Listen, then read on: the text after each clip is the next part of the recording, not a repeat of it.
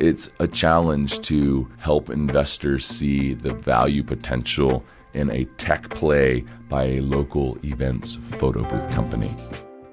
I'd be willing to bet that if you're listening to this and you live in Baltimore, you've been indirectly photographed by today's guest. Patrick Rife co-founded Pixelated with his business partner Nick Kina in 2012. Their streamlined camera stand coupled with super high-quality photos expanded quickly from wedding and bat mitzvah staple to major marketing tool among regional businesses. Patrick is passionate and a really positive force, so naturally we started the conversation discussing the series of murders that took place at Pixelated's headquarters before his team moved in. Be surprised. He keeps alluding to his secret ingredient, which made his roadside pit beef stand so popular. And I always sold out but he's telling it from his narrative because it's like a serial killer blog where he's got people that are fanning over him creepily. Dear Lord. So yeah, totally. So the officer's like, well, you know about it, right? And I was like, yeah, I definitely. Yeah, if you ever want to... Do you have cheap rent because of that? Actually, Pixelated is incredibly affordable. Yeah. Steal.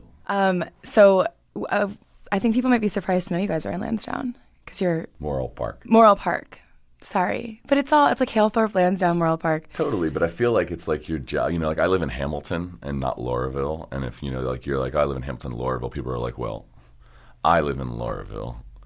They're like, oh, above Cold Spring. You live in Hamilton. It's neighborhood recognition is important. Yeah, well, listen, I'm from Dundalk, so there are a few people that are probably as aware of neighborhood responsibility as myself. So, well, you guys had the fight, right, with or the competition about the dome.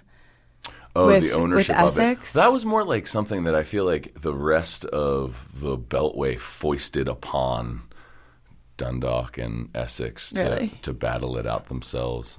Although I would definitely, I haven't really given critical analysis to this question in a long time. I guess as far as land goes, it's definitively Dundalk because there's no part of Essex that is really on that side of the water.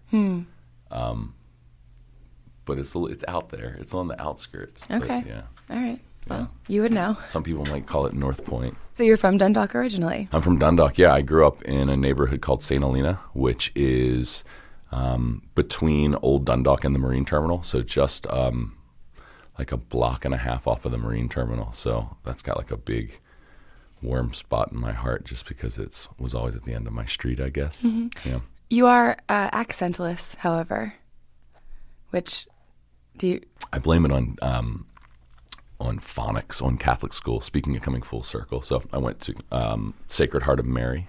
NDP. On Youngstown Avenue. Mm-hmm. And we studied phonics, and people have told me, this is just me spouting, regurgitating shit I've heard over the years, but people had said that apparently a lot of people that manage to evade a typical Dundalk or Baltimore accent has a lot to do with how they learned phonetics. That's very interesting. So I blame it on phonics. Yeah. Thanks, SHM. I was also Catholic school, but 6th grade on, and some of my siblings have wicked Baltimore accents, and my son does, which is weird too. But it's kind of weird how that kind of shows up and presents. It is, it's really funny, and I feel like there are some things that I've always been really aware of pronunciation for whatever reason, and I think it's the kind of thing where, if I'm mispronouncing something and someone corrects me, it really irks my nerves because I think that I try and be very studious to not let that happen. Well, you're also a public speaker. You seem to enjoy it. I'm not sure if you do or not, but startup soiree era. Yeah. Yeah. You seem quite in your element. I like to talk. Yeah. At the end of the day, I tell people this a lot, but I like to say that if you met my dad, it would really explain a lot because it would make me look like I don't talk very much at all because my dad is a guy that can just literally can soak up 5 hours of your time. If you were just to sit there and just not stop him, he would, probably ask you something totally incidental and then quickly tie it into some Jim Morrison lyric, and then he would be talking about the Celts and when they did this and how they came to the coast of Normandy, and that like how did we get there? And we'll go and go and go and go and go and go and go, and you'll have glazed over for hours, and you'll just be like, what the fuck? Like, what are we talking about? I'm going to gnaw my arm off. I'm losing my mind. And then all of a sudden he'll be like, and that's why I was talking about the index fund. And you'd be like, the index fund. And you're like, oh my God, that was actually a narrative that we were on that was purposefully going somewhere, but it's just so abstract. So I have the innate ability to just ramble in the abstract, as just evidenced right now. Do you bring it back? Are you able to bring it back? Yeah. I would say that my reverie is at times more hazy than other times. But yeah, I mean, I really love to get on with people. Like, I fucking love that shit. Like, it makes me so happy. It is the single thing that has made me uniquely valuable in Pixelated, is that I just like to vibe with people. Mm-hmm. Like, it's how I make friends. It's how I'm not a businessman. Like, I'd made music my whole life, and then I had a baby, and I was going to have to go to nursing school. And I didn't know you were thinking about nursing school. Yeah, seriously, which I thought would be great, because again, like the vibe side of it, I was terrified of the math and science side of that. Well, that's what you want a nurse is forget science. Can he talk to me? The feels are good. Like, fuck the EKG. Yeah, I had worked at Johns Hopkins School of Nursing as a barista. There's a footnote there. So I kind of gotten exposed to it a little bit, and I knew that nurses got paid pretty well, and I was trying to figure out how I could cover ground. Like, I'd waited until I was 27 and then went to college, only to end up still with an art degree. So while what I was doing was really fun, I could see that I was going in the direction of having a family and needing to be able to be more responsible to them. So yeah, at any rate, like I thought that nursing seemed kind of cool. It makes sense now that you're explaining it. The professionals were super. I mean, so that was the thing. Chelsea and I had been living in Mount Vernon together, and I had been trying to become a musician, which meant just working in my apartment all night long on music and never sharing it with anyone. Less and less as the years ticked by, just waiting for that. There's like this concept of like the roving like microscope that goes over the world looking for hard drives full of like wonderful things to then patch together to like a record executive. It's so, when I think back about it now, I feel really okay about what I accomplished as a musician, because I actually, aside from writing music, which I still feel very confident with the music that I made, like, I don't feel bad anymore about not having gotten more exposure, because I never tried actually at all. Like, I never made an effort, arguably. So, which is interesting, because your job now is like all about brand exposure. Couldn't do it for art when it was my thing. So yeah. I'd like, a lot of millennials have come through the doors of Pixelated, and I don't like play, like, I don't sit around and like make music in the office, but like, there's guitars hanging on the wall, and there are like crates and crates of records, and just from a feels point of view, you can tell that Pixelated is created by people that have some aesthetic feels, right? Mm-hmm. They have ideas of their own. Like, we clearly like art and music and all that kind of stuff. And I think they see what we have done and the role that I've played in creating Pixelated, the brand, and selling it and wrapping it up and having it be like this awesome thing that just everybody participates. Like, Pixelated is like Carnival, like, it's meant to be that way. Like, come on, like, bring your beer. Like, you can hang out with us. Like, people are buried in the backyard. There's people, like, anything it's goes. So easy to, there's good parking. So, I'm 38 years old, so I was crestfallen in 12 or 13 when Kurt Cobain killed himself, right? And was buying all of the records of the like fake T-shirts that he made, so like getting into things like Flipper and Sonic Youth. And so I was a product of the American underground, but like after the cusp, you know what I mean? Like, once indie was like a real kind of, maybe not totally a real thing, but things had already started to bloom and alternative music had happened. And in that whole world of, Fugazi being important to me, and $5 shows, and integrity around your music and your art, I try and tell the people that work with us, you couldn't like let Red Bull underwrite anything. Like that was, you couldn't even sign to Columbia. Like you needed to sign to something that wasn't going to give you any money, wasn't going to help you actually sell your records. Like it wasn't about that. Well, you needed shit to write about still, right? You couldn't like make it. Totally. You couldn't make it. You couldn't, and that there was an ethos that it was all about that. So it's almost like for the majority of people, and I would say for maybe the smaller minded of artists that didn't see that whole thing is a ruse, and really the whole goal is to get what you're doing exposure no matter what. So for whatever reason, when I made art and when I made music, I hadn't figured my way out of that like Rubik's Cube. And with Pixelated, it was a brand.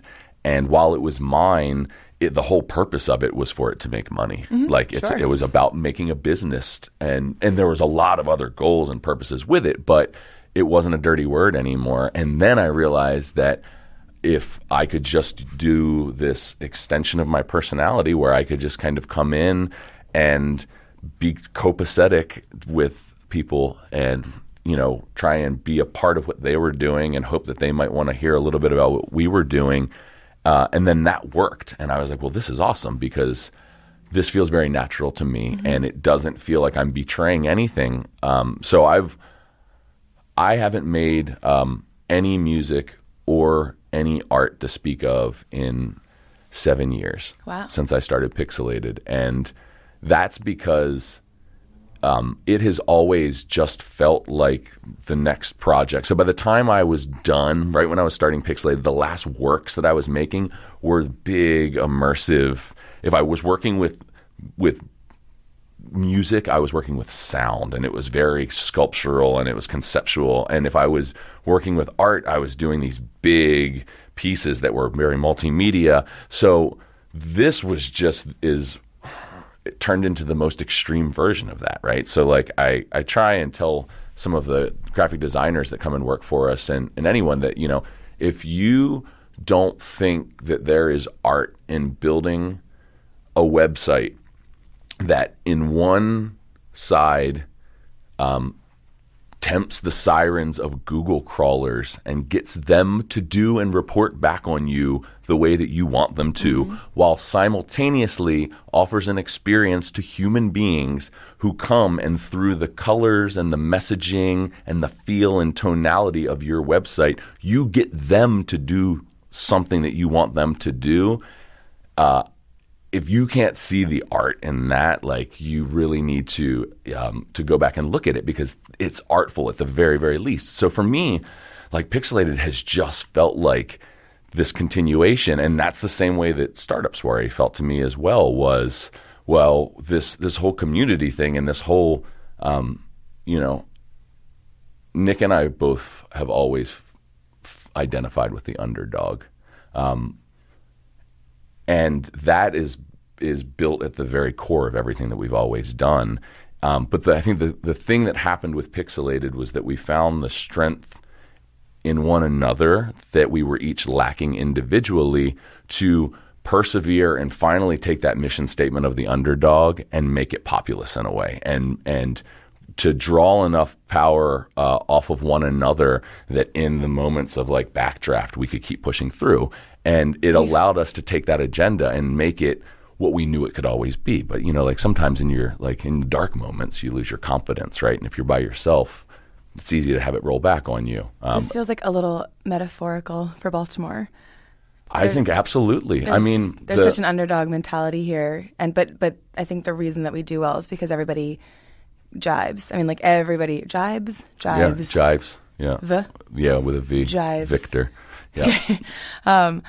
I think our strength is that people can actually look to each other for help and for guidance and for anything really. Yeah. And I don't know, that just struck me as maybe a metaphor. God, it's interesting to be approaching 40 in a city that I've been in for my whole life and to see the different permutations that it goes through and to still think of myself as cut from, you know, I've never played at the Crown, but I feel like it's like cut from my rib a little bit as well, even though I don't mean to, like everyone listening that's like, I've never seen him there. I've seen him there twice. Like, I don't mean to claim ownership of it at all, but it feels like a continuation of something that I was a part of as well. And I remember even being a teenager well before Wham City and going up into like the Copycat building, and there were these older, echelon of Baltimore people that were organizing these events one was called Blood for Blood and one was called Cones and Rods. And it was like a month-long thing that was curated for like Friday, Saturday, Sunday night, 4 weekends in a row. And they were bringing in bands like Blonde Redhead or bringing in like Lungfish or Fugazi or Convocation of, and there would be like 3 bands a night, and it would be the best kind of top bands in Baltimore, and then like kind of big underground bands that would come through. But then there was also this entire curation of art. So it was this environment, and it was these very like creative kind of things that were taking place. And then in kind of the early aughts and the 90s, when I would have been kind of doing the majority of my work, and it felt siloed, right, and fragmented. And I think that early 90s? Yeah. You would have been like the 10. No, not early 90s. Oh, later. Like 1993 to... Okay, sorry. I was like, your parents were... 2006, 2008. Okay, gotcha. No.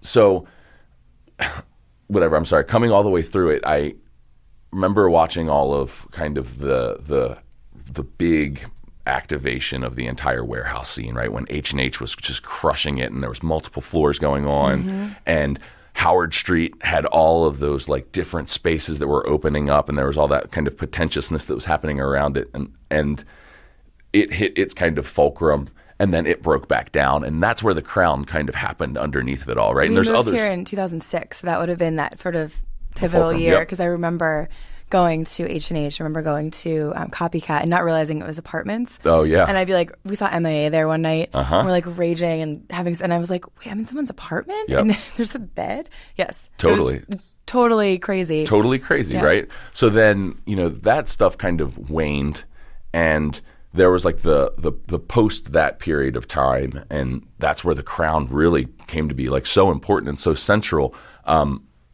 And that's when like a lot of the warehouses, either the people that had run them for years, just kind of, like Jason Urick moved to Portland, Oregon, which I don't know if you know Jason, but Jason was a central part of Floristry. Like he was a huge part of bringing all of the talent in from out of town, just an exceptionally networked, and I don't mean that in a negative connotation, just like an exceptionally connected person that wanted to create cool things and do them his own way. Yeah. And he had people that wanted to help him bring them to fruition. So at any rate, the place where it's gotten to now, I find it to be so inspiring because it still feels like that kinetic scene, but it feels much more unified. And this is from the outside looking in. I think at this point it's safe to say. But the way that the Baltimore underground arts and music scene really metamorphosized to really include and put forward gender politics, and the way that it embraced kind of like the LGBTQ elements in like the art and music scene, which had always just been so profoundly everywhere in Baltimore, but for whatever reason, it didn't feel like it got presented in the same light as everything else. And now it feels like a much more unified palette of what's kind of being presented out there. And so for that reason, I think it's interesting. But the other side of it is I think all the time about how much Baltimore would benefit from having the right documentation around what is taking place. And by that, all I mean is a voracious blogger, vlogger, podcaster who just wants to be out every single night getting little 5-question things cranked off to like a different band or a different artist at their opening, and then getting it on the web before 7 a.m. for everyone's commute. And the way that type of documentation really gives validity, and it also brings opportunities to all of the things that are happening here, right? So like all of a sudden you do like a cool podcast, and like maybe everyone that listens to music isn't listening to it as much as you'd like, but there are people that are just interested in weird communities in general around the globe, and they find it, and then they get exposed to a band or a piece of music, and maybe they're like a weirdo filmmaker that just scours stuff, and now they want to take someone who is still in the warehouse, but they're writing incredible music. And, there's not tons of record labels that are here in town that have tons and tons of money, but, the right person placing a song in the right environment can change the entire kind of the evolution of where an artist's like path is going in a whole city, right? So like, sounds like you might have a new project. Well, I mean, I've always for me, I think about something like as simple and kind of now as like generic as Pitchfork Media, but that was just a dorm room blog about Chicago music, and it turned into like they like review Whitney Houston reissues now. Like it's like it's like Rolling Stone magazine, and all it did was start as a blog that was covering a very niche market. And Baltimore has so much free content to just cover, to just talk about, and everyone involved in it, everyone in the ecosystem would benefit from you doing that. They wouldn't be mad at you. They wouldn't, like, it's so hard to talk about yourself all the time that when people talk about you, they put you in context, and it's so much easier to point at someone talking about you. That's even true. though it, That's like, true. I mean, maybe it feels a little bit preachy, but not as preachy as like telling somebody for the 50th time that your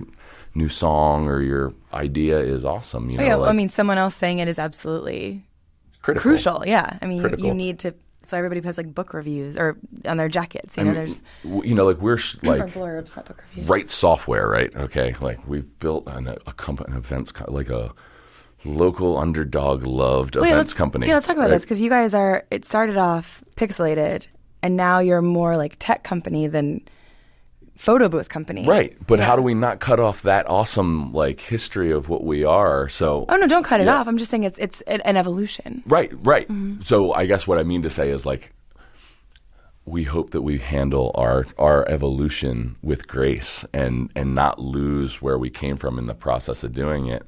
So we'll get into that. My point was only going to be that like we talk about this software, right, a ton, and it's hard to change the narrative of what Pixelated is about and what people expect. And then 10 days ago, we get an email that says, I'm writing an article on the photo booth industry for Inc. magazine. Right? I saw this article. Could we interview you as like one of the 20 photo booth companies they're going to do?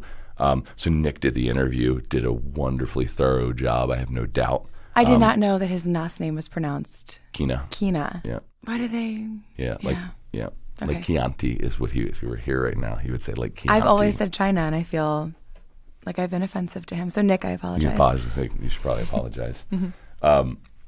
So he did such a great job that they called back within like an hour and said, we're just going to make you guys the focus of the whole article. And then they didn't mention another company. I thought you were one of 20 interviews. That was just you. Well, that was supposed to be the plan. Oh my gosh. And then they didn't. And then I guess we're doing a good enough job in trying to build something that has actually got a big opportunity to it. And they found it captivating and wanted to just focus on us, which was great, right? My point is just, I can scream all day long on LinkedIn about like Pixie Cloud and how we're capturing 1,000 email addresses a month for like some museum in Philadelphia, or how like the Union photo booth beat Pixelated as the best photo booth in Baltimore and like the voters poll, but like that's still a silent win because like that's our software that's driving it. And it gets like accolades, right? But not like Inc. magazine writing something about you. So like I put that up there, and literally people that I have been writing to for months to be like, hey, will you answer me? Will you answer me? Like, I really want to tell you about this. Will you answer me? And they're like, not answering me. All of a sudden they're up on the thread like, congratulations, Patrick. We're going to be in touch soon, right? I like wanted to take it and just email it to every open lead that I'm trying to close and be like, psst. Mm-hmm. Here's this thing, like if you had any doubt, like what we're building is real. But it's the context, right? Like it's got a ton to do with it. So yeah. Is your focal point right now business development, or what's Yes. A million percent. A million percent. I mean, I gosh, maybe it's the booze. I struggle a lot with feeling like I can keep up with the sophistication that I feel like my company is going to continue to need from me, right? So I'm not like a traditional business person, and we have built a technology. So as you were saying before, so the lightning round of Pixelated is wanted to build a photo booth company that you didn't have to climb in the thing, that it wasn't ugly, that the pictures were really good because digital photos were like, cameras were cheap, and that we didn't want to be like a mom and pop like business, like Uncle Barney's photo booth, Maryland photo booth, whatever. That was where we started, got really good at that, and then got into digital marketing from just trying because we had no money, and then started to work with small brands, local brands, and we realized that what we were actually doing was capturing leads and creating branded content on site and helping them drive social media content and being a cool activation and a fun experience. And we got really good at white labeling ourselves in lieu of that kind of insight and built a pretty good book of business, but we had always been using third-party software, which was built for like bar and bat mitzvahs. Like it was photo booth party, birthday party photo booth software. And there no data captured. It had it, but not. It had it as like not for like biz dev. It was just like right. It was like you want your wedding guests to send themselves emails, like do that, and then because it's a computer program, it has to create like an archive of all of those email addresses, and you could pull it as a CSV. So we were able to front our way through it, but not looking at it from that capacity. Do you know if there are other photo booth companies who are doing this? Sorry, we're jumping ahead. Oh, yeah, absolutely. Because it feels like I had not heard of, when you guys started doing this, maybe I was just not in the photo booth, weekly email list, but it did seem pretty impressive to go from like, oh, we're just at bat mitzvahs to let's be at events and help you capture this data. Yeah. So I just didn't know if you guys were the forefront of that or where I think that we're definitely at the forefront of it. There are absolutely other companies that are doing it. I don't think that they have our point of view in terms of how we're parsing the market. One of the things that we did, if you were to look at our website and look at all of our traffic that comes in and what converts, like the top 14 organic searches all have the word pixelated in them. So we aren't necessarily the photo booth company for your wedding anywhere. What we are is Pixelated. And what people know definitively is that when you hire a photo booth company, often you hire Pixelated. So it's very brand specific, which is what we set out to do, right? To not have a generic company and to have like a very brand specific company. It was a long process of getting to that point. And I think that we waited the very longest to start building the software, and it allowed us to, I mean, just to be frank, like we started Pixelated with a few $1,000s, and then we sold a portion of the company to build, to raise equity to build our own software. So we, we've gotten here through nothing but hard work, but it's a challenge to help investors see the value potential in a tech play by a local events photo booth company. Like even still in 2018, I mean that's still the narrative. We're in Maryland though. I mean, all investment dollars largely go into bio and they go into. But I feel like everyone's looking for the next big thing, and maybe not in Silicon Valley, but outside of it. Maybe, but I think the investors still live in Silicon Valley. Okay, they're just looking outside of it. I mean, look, we have investors in the Mid-Atlantic. I don't mean to denigrate in that capacity, but it's tough. It's not.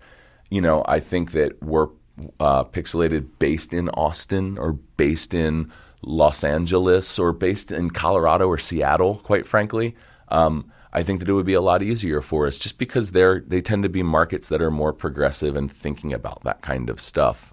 So how do you pass that hurdle? Because, I mean, I assume you're not intending to leave the city, or are you? So I actually do intend to leave Baltimore at some point, and I would love for it to be under the guise of being able to take Pixelated to the next level. I think that we're close to being able to read those tea leaves, but not quite yet. From a personal point of view, I'm the father of 3 young boys.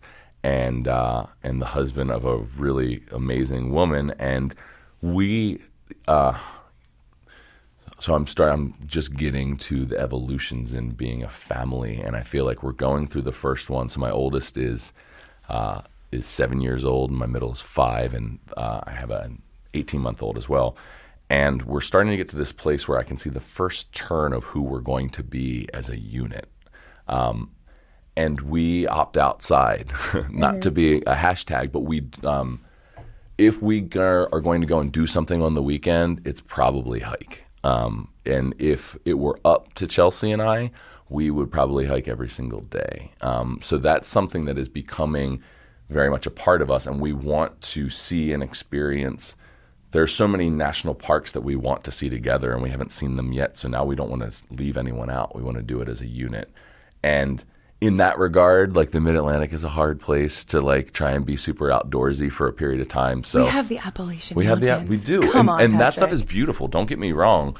The other side of it is that I've only ever lived in Baltimore, Sure. and I would hate to never have another nuanced existence for at least a period of time.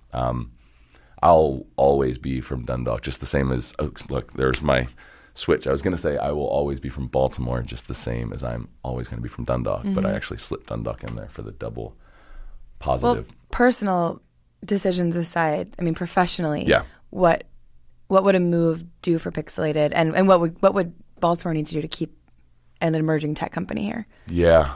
So Pixelated would never move from Baltimore Okay. under any circumstance whatsoever. Part of that is because this is where we're from and this is where we're built out of, and I just can't imagine what that would do.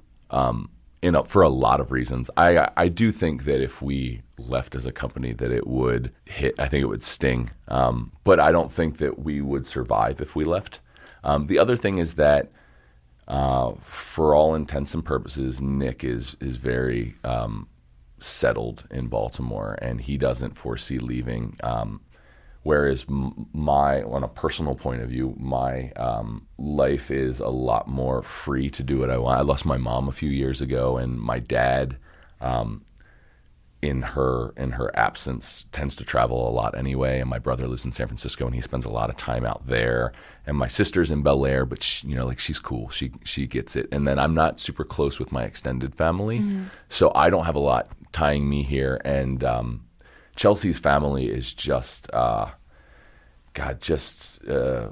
just so affluent in that way that's just kind of been the expectation always of her life, was just like her parents want their kids to grow up and go to colleges all over the place and go find life in crazy places. From here? She's originally from Maine. Oh, okay. And then she moved down here, but just before she started high school, her dad was a hospital administrator at GVMC, and he got relocated. So she went to high school at Towson. So for that reason, we're a lot more opened up, whereas Nick's entire family really lives around Catonsville, and his wife, Catonsville, and she has a big family, and they're all kind of mostly Catonsville, and that's just an incredibly strong part of the fabric of their lives. So there's no risk of Pixelated leaving Baltimore ever, and I wouldn't want it that way either. I think where the opportunity would be is claiming home number 2, and I have been the last year or so actually been flirting with Austin a lot as that being it. I'm not quite sure that I want to live in Austin. I'm not sure that I want to move my family to Austin. Sometimes I'm really sure that I'd like it because it's a pretty great place. But it's hard to figure that out, right? Because there's the part of you that wants to pick a great place to move your family to, and then there's the part of you that needs to be diligent to pick a great place for your business to thrive in. And it's a little bit hard figuring that out. Is there a lot of hiking in Austin?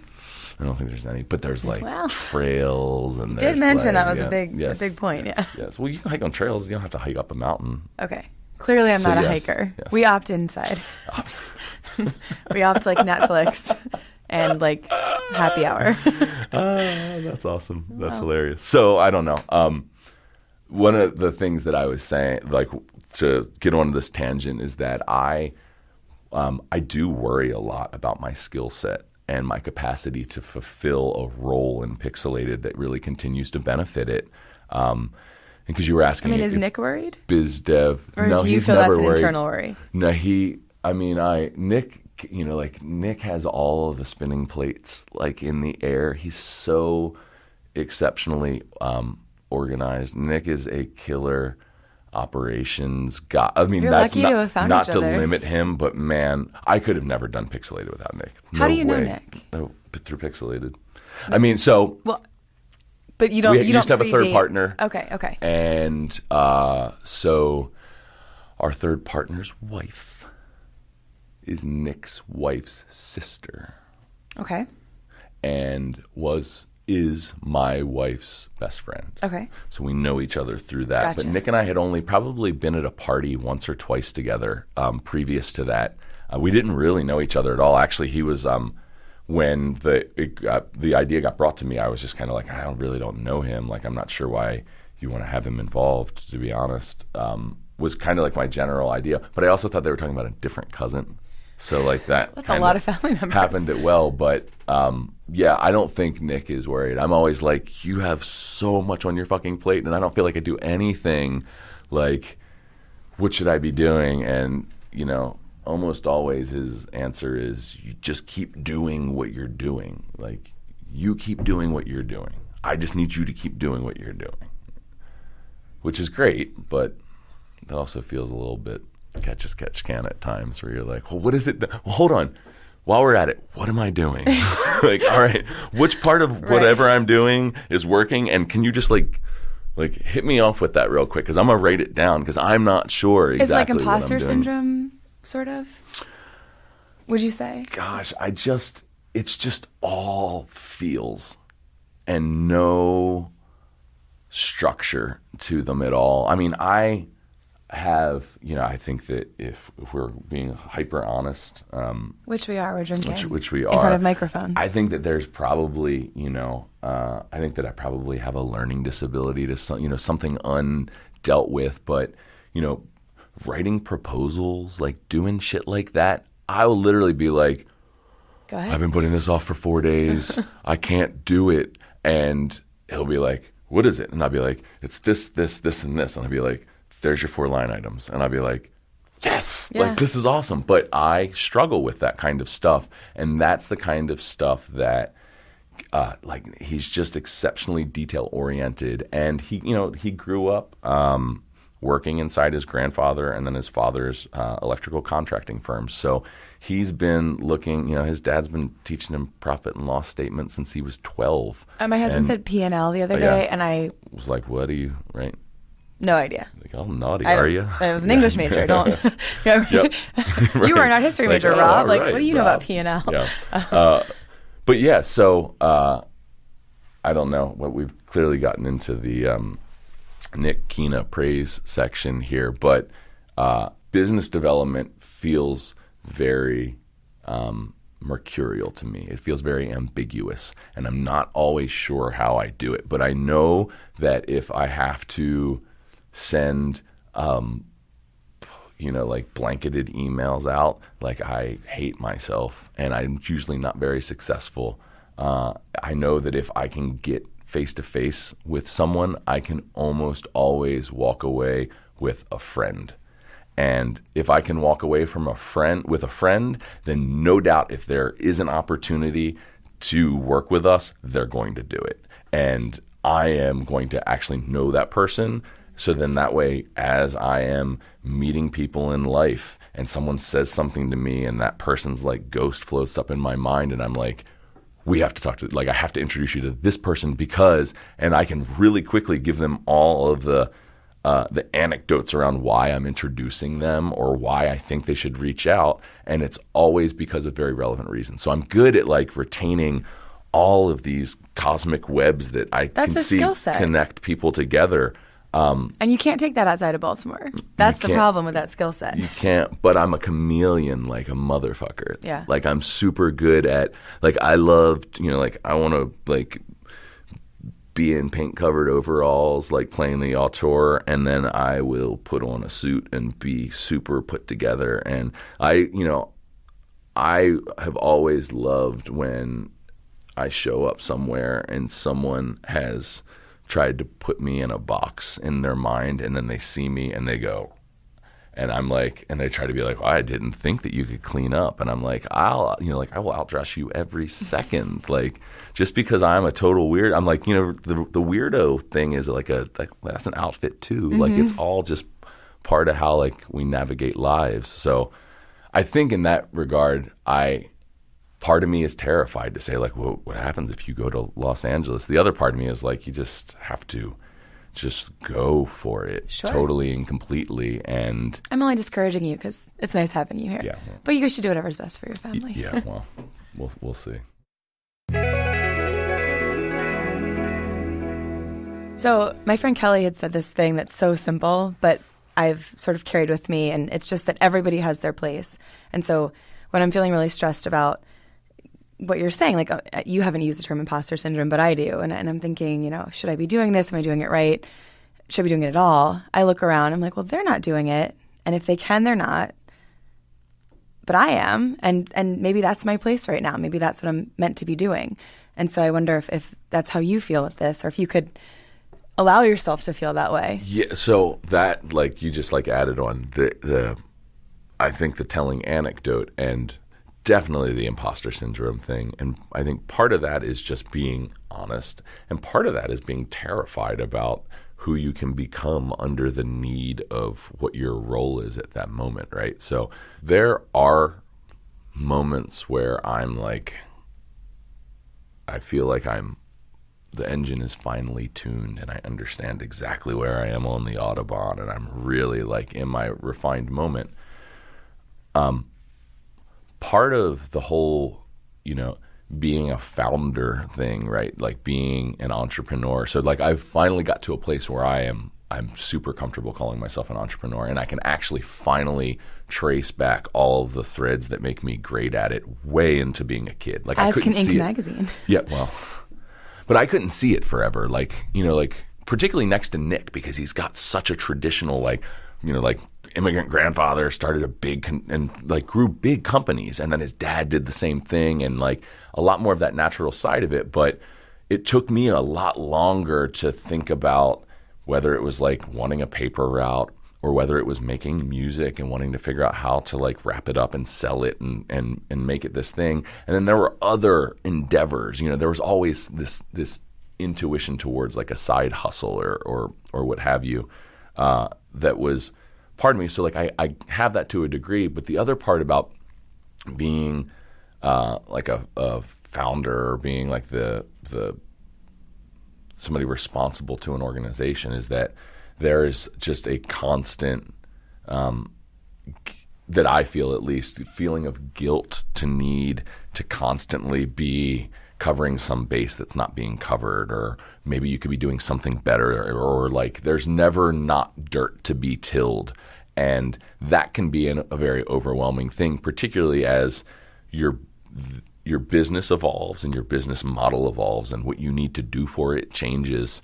And then you also change as a person, and your feelings toward what your roles are and your responsibilities change as well. And that is all a very heady mix and a heady cocktail of what is and what isn't, right? And it's all... Well, how do you trust that then? Like, how do you know when to pivot? How do you know when to go from photo booth company to tech company? I mean, So I think honestly, as long as you're willing to accept that you can't dictate the time with which the transition will happen. So I think that Nick and I are some of the best about creating an intuitive product. And I think that when we get Pixie Cloud to a place of proper product market fit, we are going to see just how right we actually really were. And I only say that because we are extreme practitioners of what we've done. I don't say it because I'm cocky or because I'm overconfident. It's just because we've done this a fucking thousands and thousands of times, year after year, and we've told people how it should be, and we've had them ignore our advice, and we've known that it would have turned out. But, you know, like, it's just through having done it and done it and done it.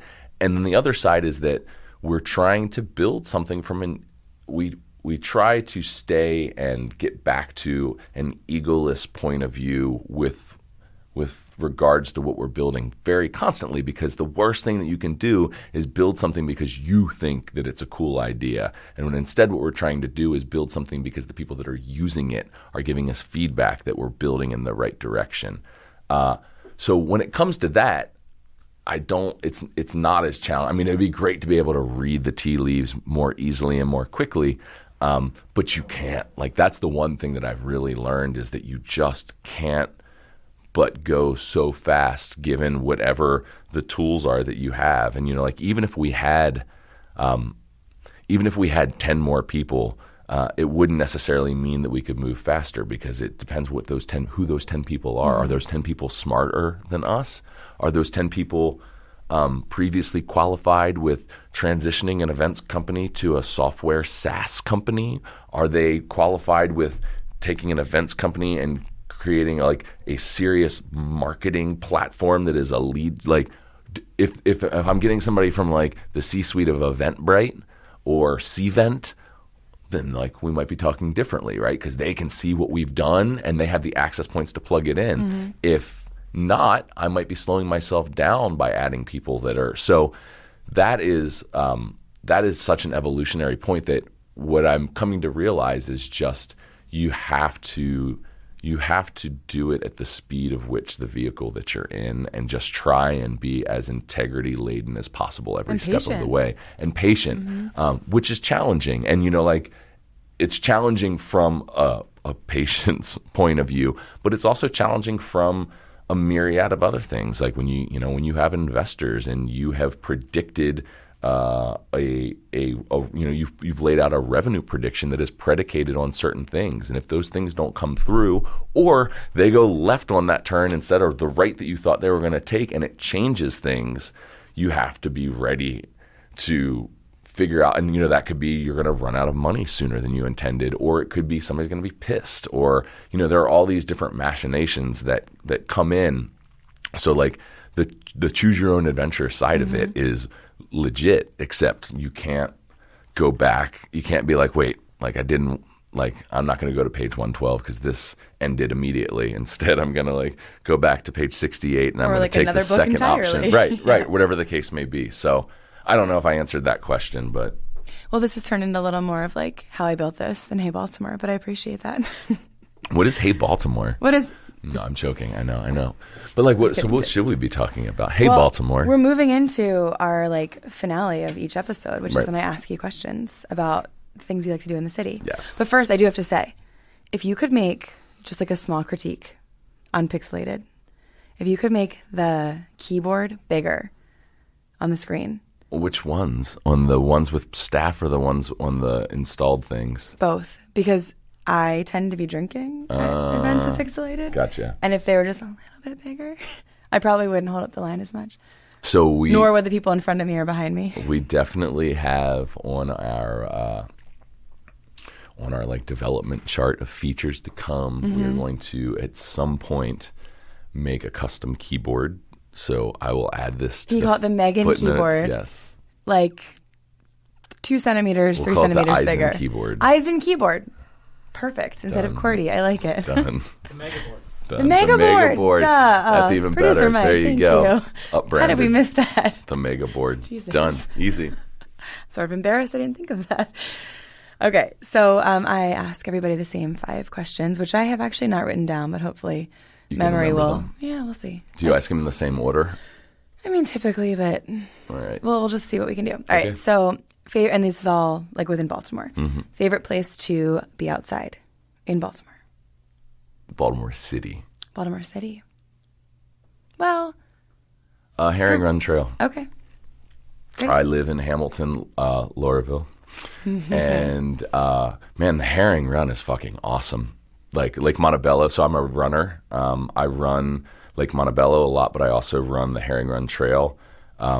It's awesome. At the end of it, there's a brewery now. Which one is over there? I haven't even been to it yet. Oliver, I think, is over there. Is that right? Off of Shannon Drive? I think it's Oliver. If not, whoever's brewery it is, I'm sorry. There are so many of you to keep straight. But like Herring Run Trail. Okay. Great spot. Don't touch the water, but samey for all of Baltimore, right? Right. Wasn't going to, but now I might. I think it's like the penultimate don't touch the water next to the Jones Falls. So anything near it. Don't touch the water. Yeah. We're coming up on that. Well, never mind. Take that part out. I was going to make a 2020 joke. We shouldn't say that. Yeah. All right. So favorite place to go on a date? Oh my God. Clavel. Clavel always comes up. Well, I mean, yeah, fucking Clavel. Like all day long because of their spicy margaritas. And that place is just so great. I gush at it so much. Like, I don't know the husband proprietor's name, but Lane, who I've never met before, but like, goddamn, what a business! Like, fuck that, just like the drinks, but the decor is exceptional. Like feels special. The go drive around and then figure out how to get like spirits that like probably can't make it to Baltimore very easily other way. Like that whole side of it. They go to Mexico. Oh no, I know they do. I was trying not to out them too much about the whole. Oh, I'm sorry. The whole side of. They take staff like on trips there. It's a experience. It's an experience. But like the staff, like the care and the love with which they communicate. Like I get their family cooking, right? I get them being about it, right? Well, have you listened to Carlos's podcast? He's the head chef. No. Excellent podcast. Right. Not to promote my own podcast. But it's a good one. On the podcast. But oh my God. Carlo, he is amazing. And you get to know a lot more about the food and what Clavel, how it started and why it's Clavel through this interview. So. I will listen to it. I only listen to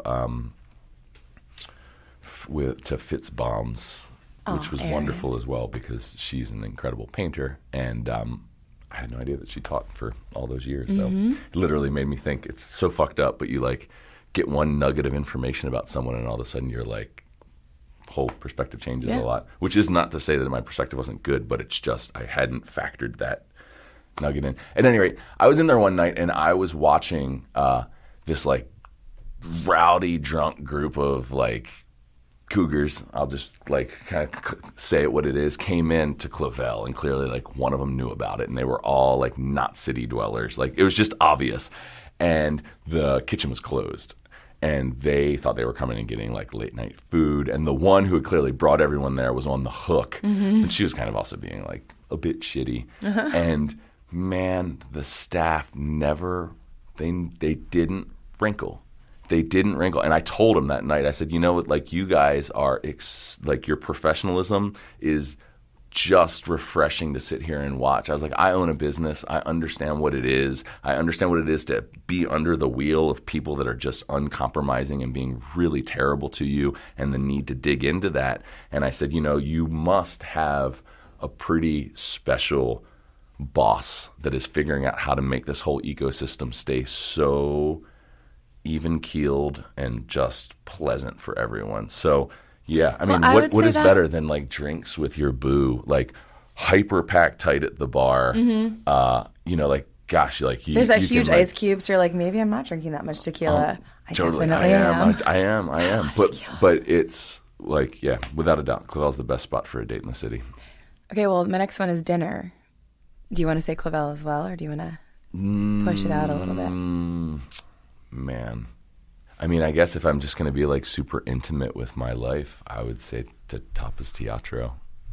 I mean, it's an oldie, but it's great. Damn, it's a goodie. I wish they would bring back the risotto balls. Those haven't been there for like a decade, but now you've asked. Shit. Hey guys, it's out there. It's the secret. We'll find out somehow. You can invite Chelsea and I. We'll just come. You can make them one night, and that'll be that. Yeah. All right. Favorite place to buy a gift? No, actually, I know exactly where I would go. It's actually pretty crazy. If I need to buy a gift, I am going to go to, I'm going to forget the name of the shop. What's the name of the shop on Reed Street? Well, one, it would be to Nitsoya Metal and Keepers Vintage. And the other one, they have equal aplomb, was across the street, is, what is it called? What's the spot across the street called? I live what is her? 30 feet from there, and she sells all the great like secondhand denim clothes, like not denim clothes, but oh my gosh, I can't believe I'm spacing on it. It's on Reed Street, right across from like Bun Shop and all those. I keep wanting to call it Blue Bottle. No. Bottle of Bread. Bottle of Bread. That's the spot. Mo. That's her name, the woman that owns that spot. That place is great. It's so cool. Those mugs that she carries in there from that one ceramist in Philadelphia, her shit is incredible. She has all the like dope local wear. Her Instagram. Do you follow Bottle of Bread's Instagram? I'm embarrassed to admit publicly that I don't. It's fire. Okay. So for story, she like as she's putting stuff on the rack, she models it, and she has probably maybe one or two other women and like an occasional dude or two, and she'll just bring them in and do all the photography for it, and we'll just post shots on it. But it's like it's really good. I've heard about this. I'm like super into the sartorialist. Like I dig street fashion and that kind of stuff a lot. Seeing like regular people in clothes is, I mean, it's weirdly important to me now.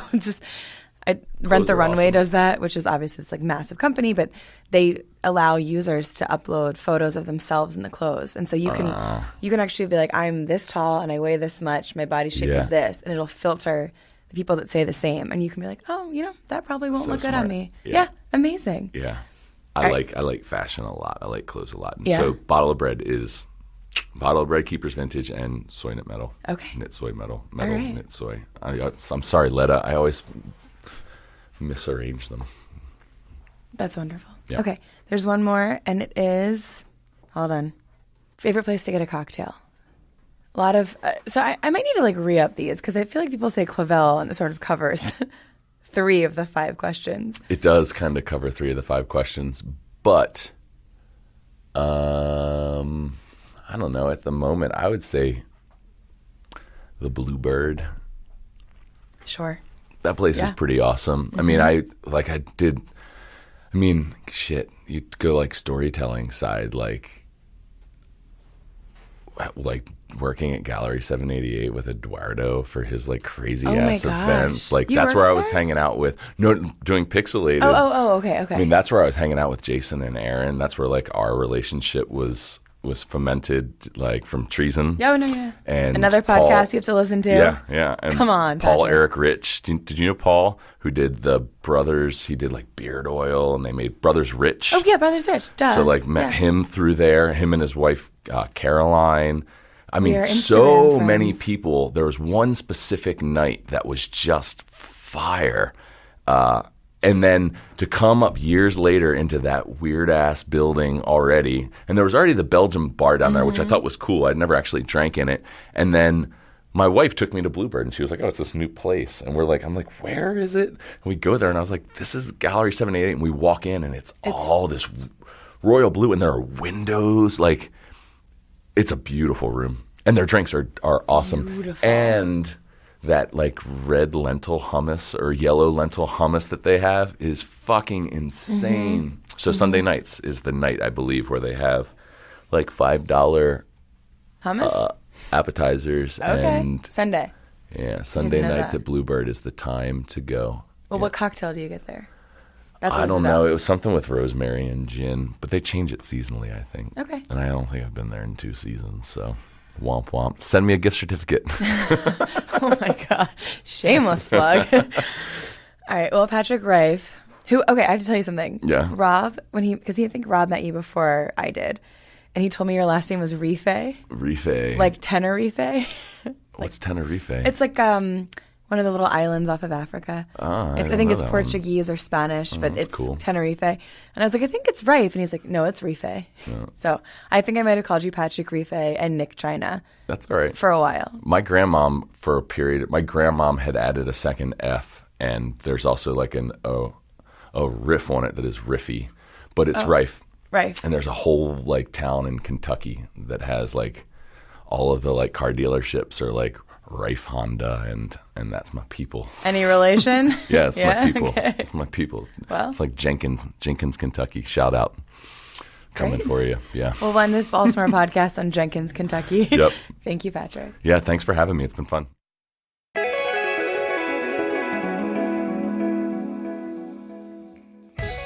Thanks to Patrick Rife and his sonic boom of a voice for being on the show.